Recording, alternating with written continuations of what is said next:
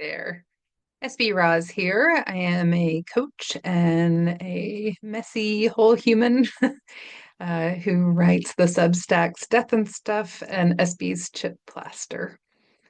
Um, this morning I was getting on my computer and we all have those little doodles here and there, and mine told me that it was Bob Marley's birthday. And though I have, of course, sung along to his music plenty of times, I realized that I knew almost nothing about him. It was like, okay, Jamaican, Rastafarian, weed, and that's about all I got.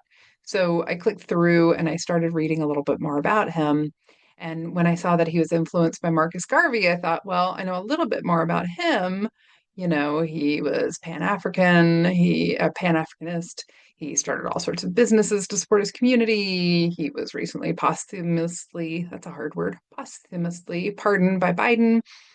But that's when my memory ran out on him. So I clicked to read more about him.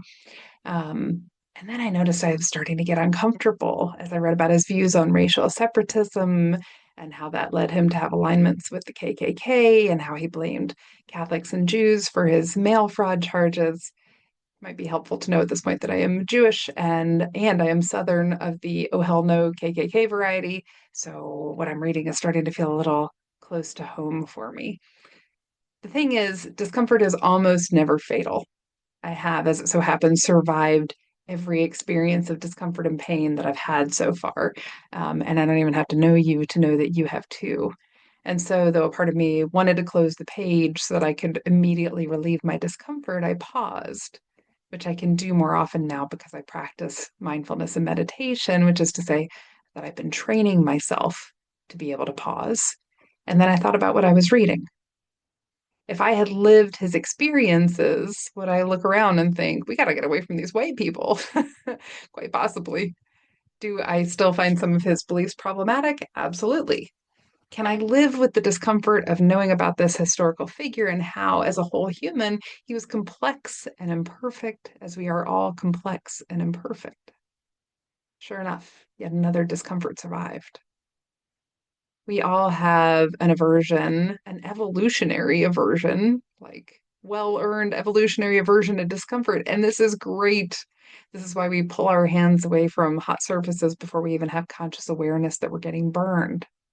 Modern marketing, though, has been utilizing, let me try that one again, this inherited and quite useful trait to train us into believing that we shouldn't ever have to withstand any kind of discomfort, that there's a medication or a product or a service to solve even the discomfort of annoyance.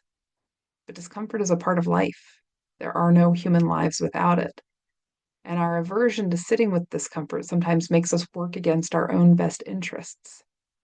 I could take an ibuprofen as soon as I notice I have a headache, or I could pause and notice that I've had no water all day. I could still take the ibuprofen, but now I have important additional information. Same with the discomfort of navigating the social political moment that we're in. Our drive is to do whatever we have to get out of discomfort as quickly as possible. But in that way, we either jump to ineffective action or we shut down and we move into avoidance, and neither is productive. By learning to sit with discomfort, we stand to learn more about ourselves, which allows us to learn more one another and allows us to thwart the very intentional strategies of marketers and politicians who would use our evolutionary survival mechanism against us. If you need some help learning to sit with your discomfort, and most of us are not awesome at it, I'm learning and I've been practicing for a really long time now. If I can be helpful to you, if I can offer you some tips and tricks, that is what I am here for. Please reach out. We need each other, my friends, now more than ever.